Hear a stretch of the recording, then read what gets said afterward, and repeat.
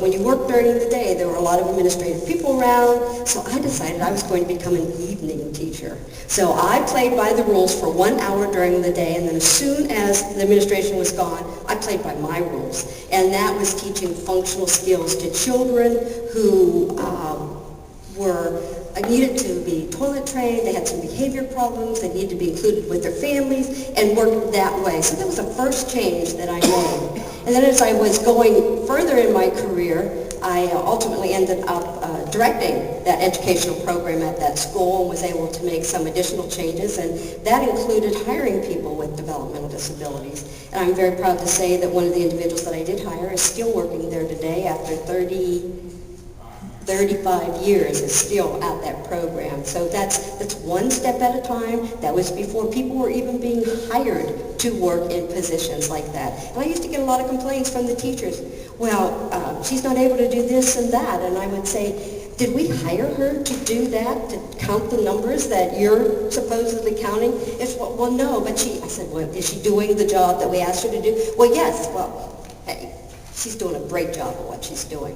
Then you move along, and I ended up teaching professionals. And what I want to point out here is that what I picked up on really fast is that the professionals out there doing things really didn't know the people that they were being prepared to work with. So took the stand that, I'm not the expert. The people who live every day with a developmental disability and the parents are the ones who are the experts. So I took another stand, and I said, no matter when I teach, what I teach, and how I teach it, there will always be an individual, the expert there with me along my side to teach the professional community that's out there being prepared in college, in the community at large, and just built that way. And that's something that each one of you can begin to do as well. I was pretty much alone. There were a few of us that came together on that, but it wasn't really making a big difference. And I'm proud to say now there's many, many more people that are doing that. There's many more opportunities for professionals to really engage with families at a much earlier time in their professional career. All those changes are helping individuals lead more self-determined lives. I'm going to share one more thing with you, and then I'm going to share some advances that are happening now. What we've done professionally in the field is that we've always looked at individuals, and we've always looked at a lot of their deficits, and we've said with those deficits, this person is dependent. They cannot survive unless they have people around them to help them do all these things. So we will work with an individual from dependence, and our goal was to make that person independent. Help them so that they could get around in the community, physically get around, teach them transportation, teach them places to go in the community, educate them on different issues. But that was getting people in the community, but they weren't a part of the community. So then we needed to start looking at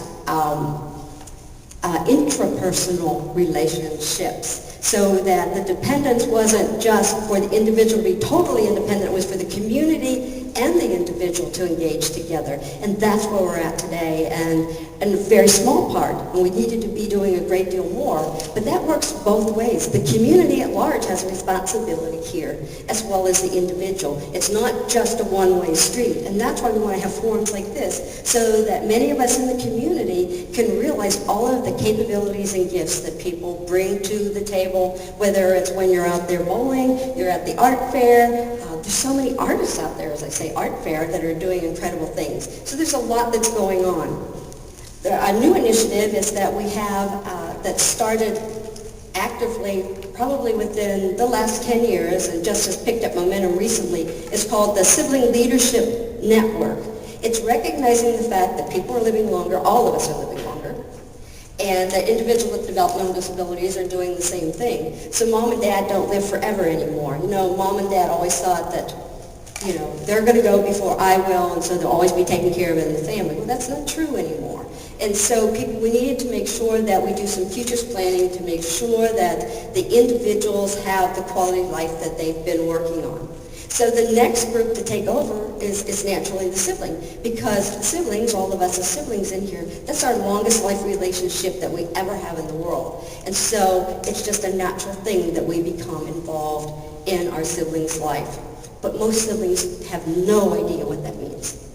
They have no idea what service the brother or sister is receiving, what kind of health care, and so we need to come up with a way to prepare and educate them, and also for siblings to have an emotional forum that they can talk about what it's like, talk about what they're going through, so that they're prepared, just as our parents gathered together in the 50s, and Marvin's mom was one of the leaders for that. That's what we're all about now.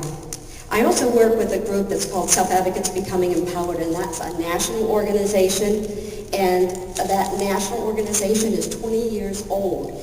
The leadership of this organization are all self-advocates from across the United States, and I am currently a